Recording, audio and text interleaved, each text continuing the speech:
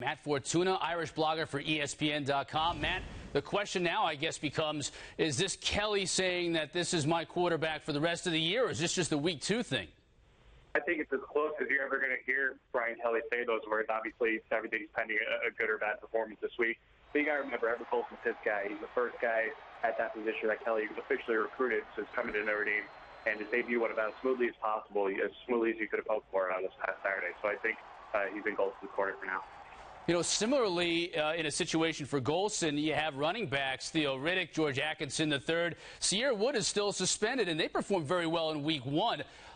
Is there a danger that Sierra Wood's carries later on in the year could be taken up by these two talented backs?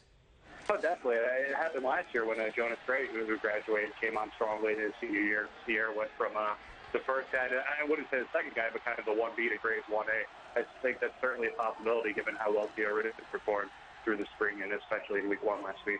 You know, Matt, obviously thumping Navy is going to give his team a lot of confidence, but Purdue is a much better team. If they fall this week in South Bend to Purdue, does all that confidence kind of go out the window? I think so. When you look ahead at the schedule, these are probably the easiest back-to-back weeks they're going to have. They're going to play Michigan State next week. They're going to play Michigan the week after. And then the October stretch is just absolutely daunting. So I think getting off to a 2-0 start will do a very good job for this young team's confidence and give them some hope going into East Lansing in week 3. Matt Fortuna, ESPN.com with the latest on the Irish. Thank you, sir. Well, last week, Everett Golson became the first Notre Dame quarterback to make not only his collegiate debut, but his first start away from South Bend since Ron Powlus back in 1994. And while he wasn't spectacular in his debut, he was very solid, completing 67% of his passes in the Irish's 40-point win over Navy.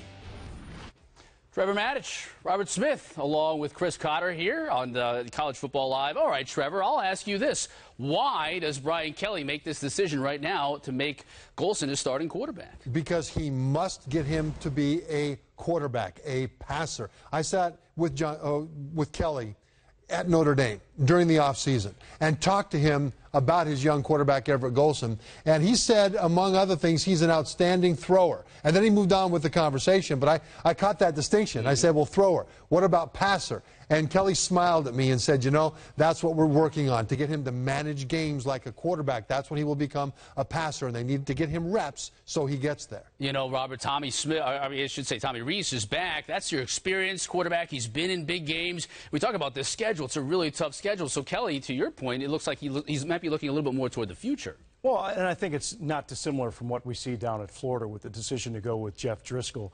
You look at Everett Golson, he just provides a little bit more athleticism.